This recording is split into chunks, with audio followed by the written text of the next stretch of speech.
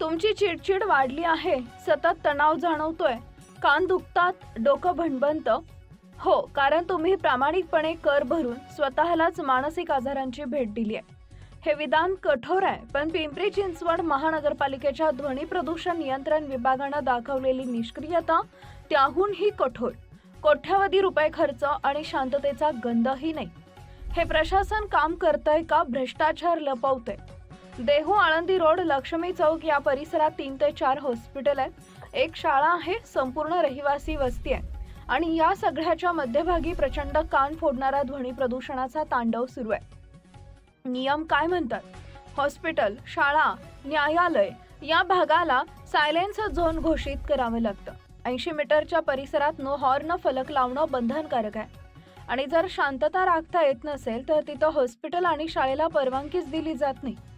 पण इथं सर्व नियमांची प्रचंड पायमल्ली. सायलेन्स झोन नाही, नो हॉर्न नाही, तपासणी नाही, नियंत्रण तर दूरच. इथला आवाज 85 dB पेक्षा जास्त आहे, नियमांपेक्षा किमान दुप्पट.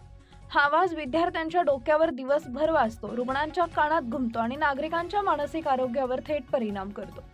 आणि त्यात भर म्हणजे शाळेजवळच हॉटेल, स्पीकरवर संगीत, वाहनांचे हॉर्न, ट्रकची रेस. या गोंगाटात मुलांचं लक्ष कुठे धरणार? रुग्ण विश्रांती कशी घेणार? आणि या सगळ्यात धक्कादायक, प्रकाश, पोलीस, पर्यावरण, आरोग्य विभाग सगळेच डोके झाकून बसलेत, डोळे झाकलेत. जणू शांतता ही नागरिकांचा हक्कच नाही. एका नागरिकानं संतापानं सांगितलंय, आम्ही हॉस्पिटलमध्ये उपचार घ्यायला जातो की आवाजाच्या कारखान्यात? प्रशासनाला काही दिसतंय का? शाळेजवळ हॉटेल, सतत गोंगाट, मुलांचं शिक्षण कसं चालणार? नियम फक्त कागदावर आहेत.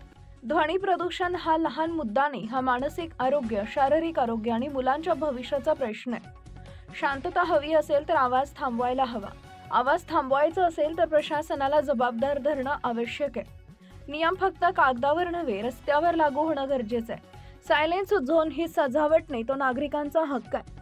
पिंपरी चिंचवडमध्ये आवाज वाढतोय आणि प्रशासन शांत बसलंय. हा आवाज हॉर्नचा नाही, हा नागरिकांच्या असह्य वेदनेचा आक्रोश आहे. मी आहे सिटीजन, तुमच्या आरोग्यासाठी, तुमच्या मानसिक शांततेसाठी आणि तुमच्या हक्कासाठी आवाज उठवणारी. बोलत रहा, शांततेसाठी लढत रहा.